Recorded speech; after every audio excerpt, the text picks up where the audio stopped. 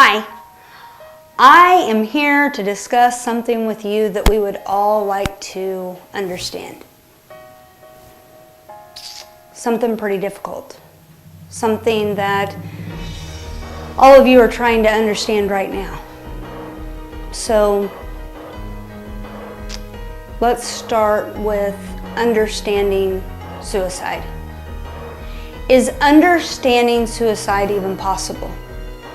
Let me start by saying when our minds do not suffer from mental illness, we are thinking mostly rational thoughts. Yeah, I said mostly. The rational mind tells us the difference between right and wrong, and it lets us know that there are brighter days ahead during every struggle. A rational mind always brings us back to what is real versus irrational minds think that thoughts are even real even when they are irrational. Right? Confusing? Yeah, it's very, very confusing. I want you to think about something. I want you to think about how you might act if you dropped your phone in the toilet. Come on, I have teenagers. Think about it.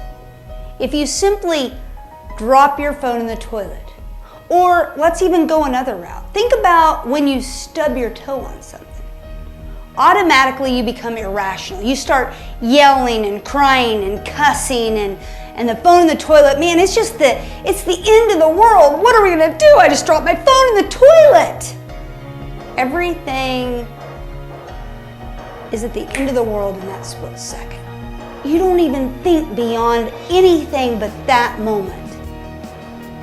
But then we realize our toe's okay, and maybe we can get a new phone, and the world, see, it stays in place. It stays within its place. See, these things that happen to us are just things. Yet we immediately go to the irrational part of our mind when things get bad. Immediately. As soon as something bad happens, it's irrational thoughts.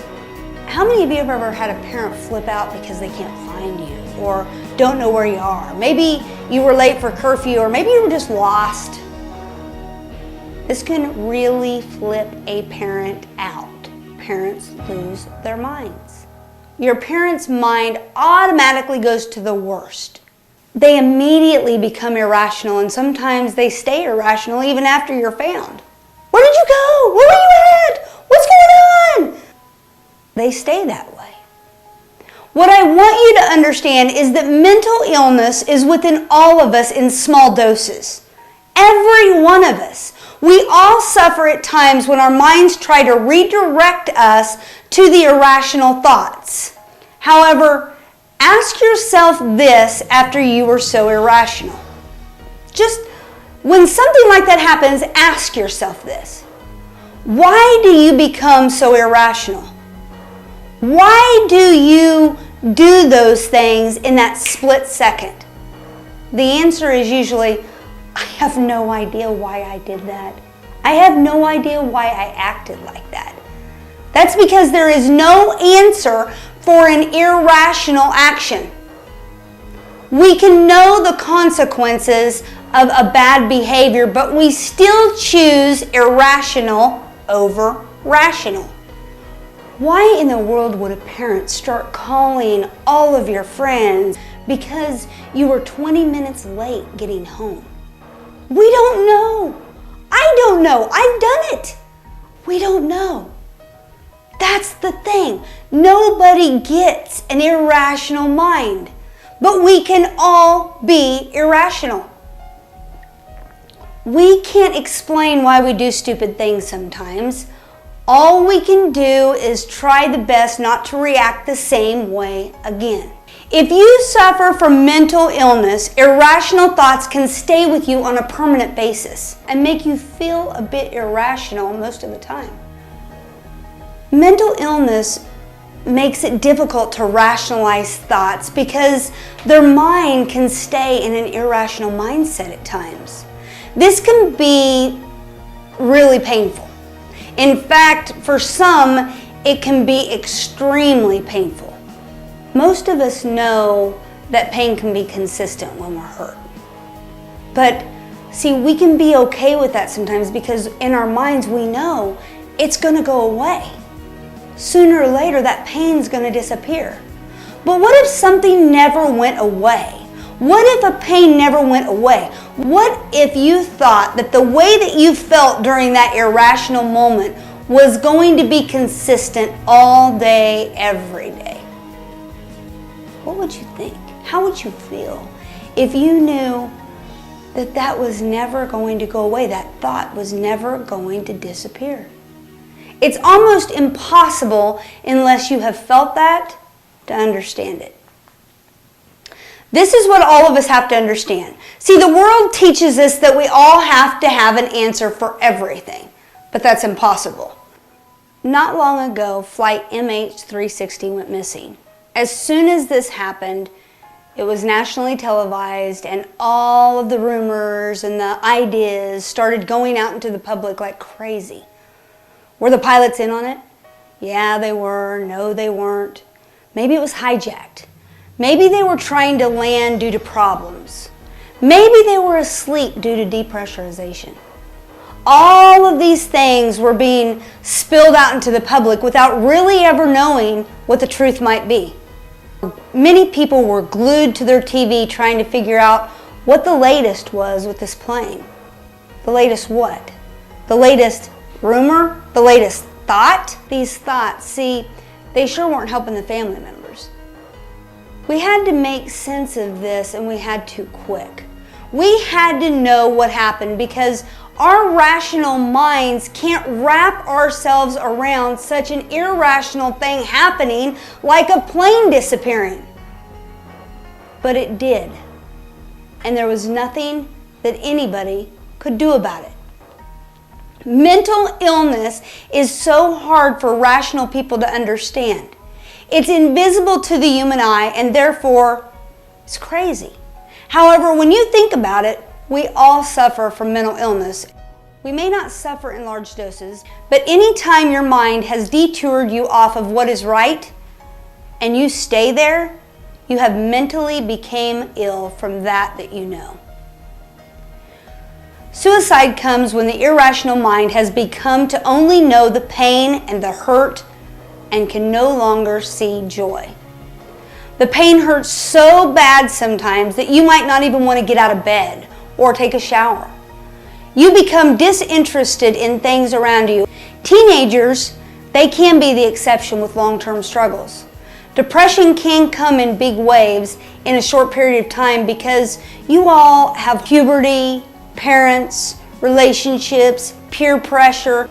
All of these things combined can create irrational thoughts. What you need to know is that a rational mind can never understand an irrational one, no matter how hard you try. This is why you just can't tell someone to stop drinking, because your rational mind makes no sense to them. Help, you see, help's a big word that we're missing. If we're cut open, we are rushed to the emergency room to get stitches. If we are diagnosed with heart problems, we are rushed in to see what's wrong.